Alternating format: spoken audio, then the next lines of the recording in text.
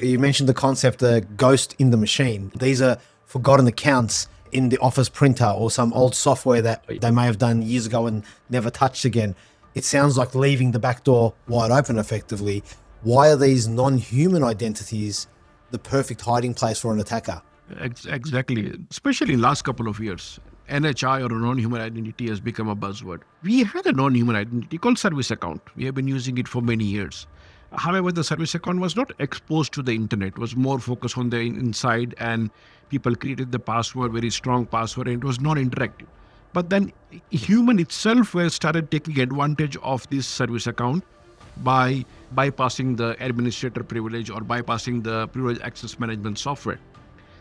Now, beyond that, now that systems are interconnected and exposed to the internet, hackers have found a way, okay, as I told you the story of on-prem to the cloud and all those things and identity, humans are now getting smarter. They're putting the MFA and things like that. It's slowly getting better. It's not that bad, but still we have a long way to go.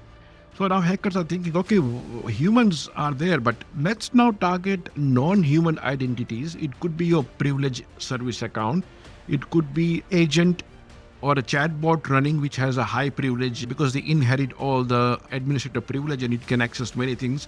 Let's exploit these areas because nobody's watching them, nobody's monitoring them yet. There are a lot of startups, including our own company, who are focusing in that area for visibility.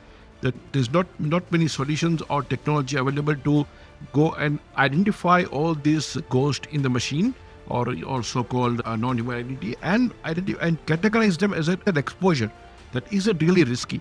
Yeah, I found it, but do I have a technology which could tell me this particular printer I have next to me, behind me, also uses administrative privilege in my network. So if somebody has that particular password, they can actually do anything in my network. Examples of a fish tank being targeted I think last year in one of the casino, right? So using the fish tank IoT device, which they got a hold of it, they got into the network using their identity as well. So ghost is really in the machine these days, and there's a long way to go in that area as well.